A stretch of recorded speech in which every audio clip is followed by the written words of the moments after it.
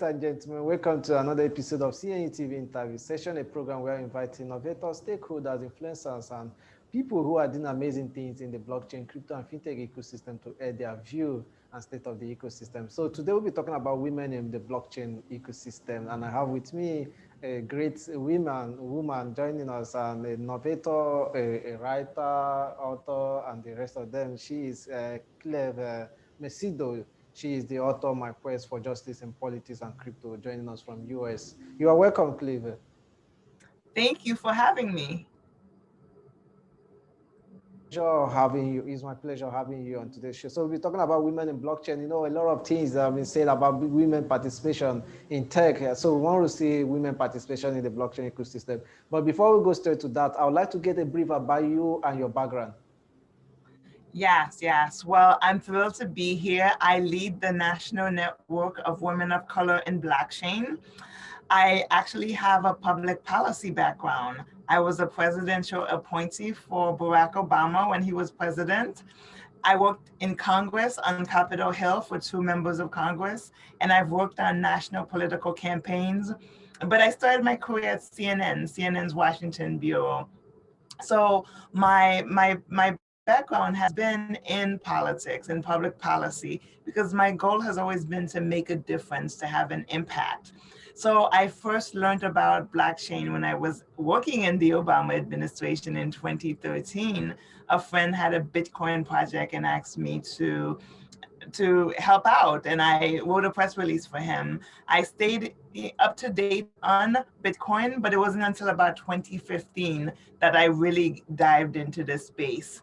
And in last year, I actually published my first book, The Clevolution: My Quest for Politics, my quest for justice in politics and crypto.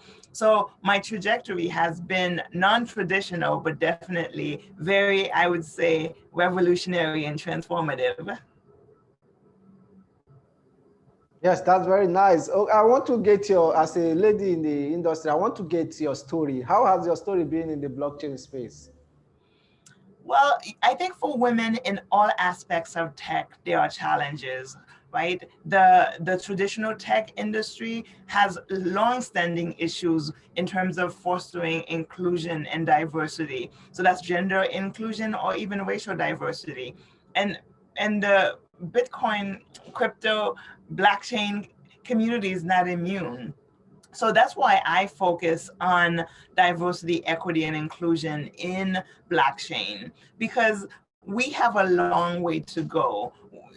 The participation of women, all women, white women, Latinx women, Black women, women, from abroad, we need to increase that. And there are some barriers to getting that done, and I'm committed to that.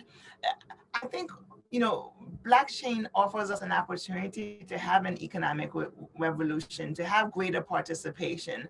And we have to make sure that women who are part of the marketplace, part of the ecosystem, who are strong consumers, get a chance to participate in this space early. So what I know, there's a lot to be done. We have a long way to go. I do think, conversations like this are helpful. We have to make sure we're telling women what is blockchain, what place is there for them, and how can they get involved and participate.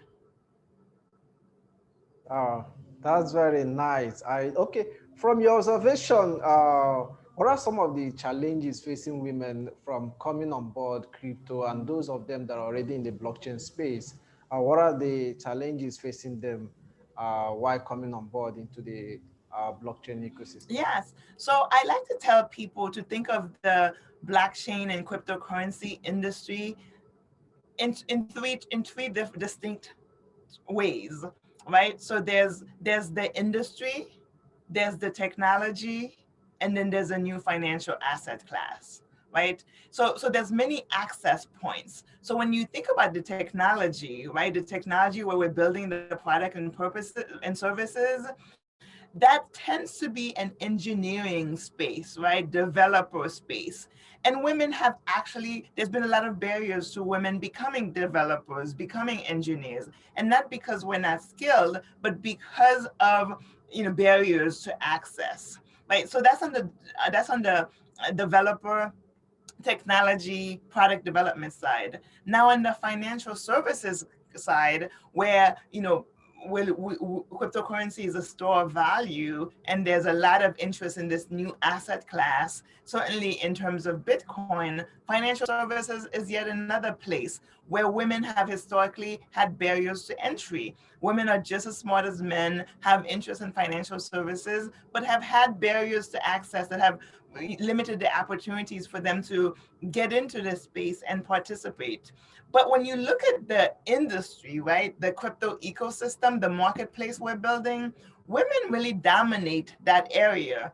I tell people all the time that women of color are the fastest growing demographic in the crypto economy because of the industry, where you see women in the US, abroad, on the continent of Africa, who are doing multiple things, who are buying cryptocurrencies, becoming investors, who are creating merchant accounts so they can start accepting cryptocurrency in their e-commerce businesses, who are startup founders or lead micro enterprises, traditional companies, but are looking to blockchain applications to solve specific problems.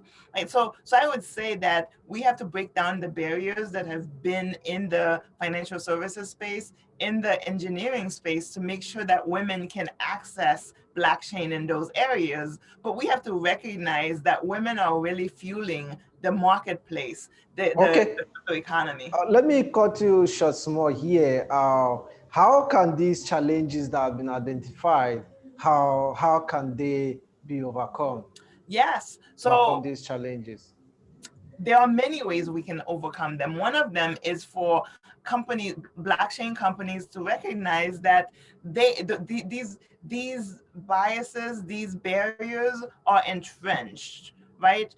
For instance, right, when you look at the technology, the engineering space, right? Right now, many blockchain companies have ambassador programs. They have these, incubators or accelerators, but they focus on engineers, right? They're people who have a track record. So therefore, if we recognize that there's been barriers to entry, and if your ambassador program is targeted towards engineers who are established engineers, you're going to the same pool, right? You're not going to be attracting women because women have always had that barrier. So we need blockchain companies to think about these things differently. When they're creating their ambassador programs or their accelerators, and they want to focus on growing the developer community, they have to make sure that they're looking to women, that they're going to non-traditional spaces to recruit, and also that they're reframing the programs to be much more inclusive, right? And certainly the same thing for the store value play aspect of crypto. When you look at people who are creating funds, people who are creating custodial, services, we have to make sure that people are cognizant that the reason that you're not getting a pool of women candidates for these funds or these custodial is because there's been barriers to entry. So these companies have to go to new sources to recruit, identify new places. And I tell people all the time, they need to start at the university level, internships and entry level positions.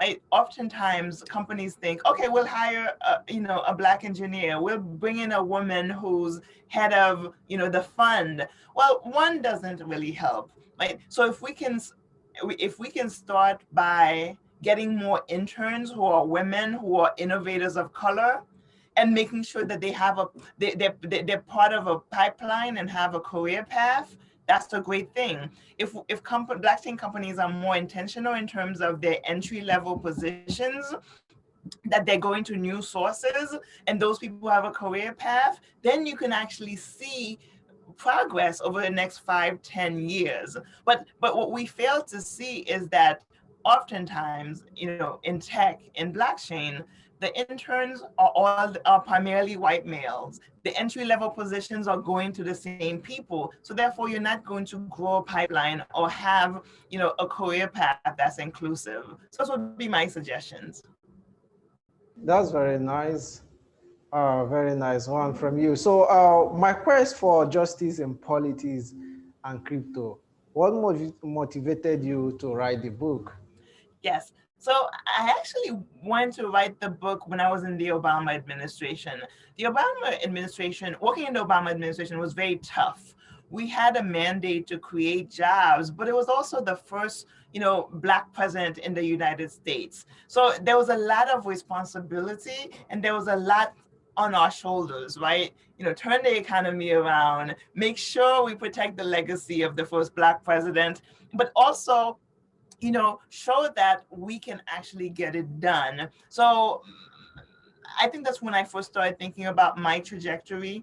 I'm sure your listeners, your audience is wondering, where is she from? I was born in Haiti. I was raised in New York City, and I have a master's from Howard University, and I made my way into politics and into crypto. So the Obama administration really made it clear to me that my background, my journey was unique, but also it really forced me to really think about the revolutionary spirit that I have. So the title of the book, The Clevolution, talks about my revolution, but evolution as well. So as I said, I started thinking about, what my quest for justice during the Obama administration really was, what it meant, where it failed, where I actually felt like I actually made an impact. And then after the Obama administration, finding crypto, finding this space that is so transformative, and being an early adapter to the blockchain cryptocurrency space, I brought everything from politics to this space, right? I love decentralization because it's all about creating opportunity and breaking down barriers. I love the fact that we can focus on financial inclusion, but also financial empowerment. So for me, the fusion of this two. So once I got deeper into the crypto space, it became crystal clear that my story was not just about my revolution, but it was about politics, making a change, and how I can really start to apply all of these experiences and expertise into the crypto space. Hence the name of the book. So like a lot of people, COVID forced us to stay at home and to figure out what next. And so COVID was my opportunity to really dig in, finish the book, and get it published. So it was Thank published you. September of last year. Thank you very much. It has really been an amazing time out with you, Cleve Mesidor, out on my quest for justice in politics and crypto. Thank you very much for joining us today. I know this is an amazing topic which will continue sometime. It's a very interesting topic. Thank you very much.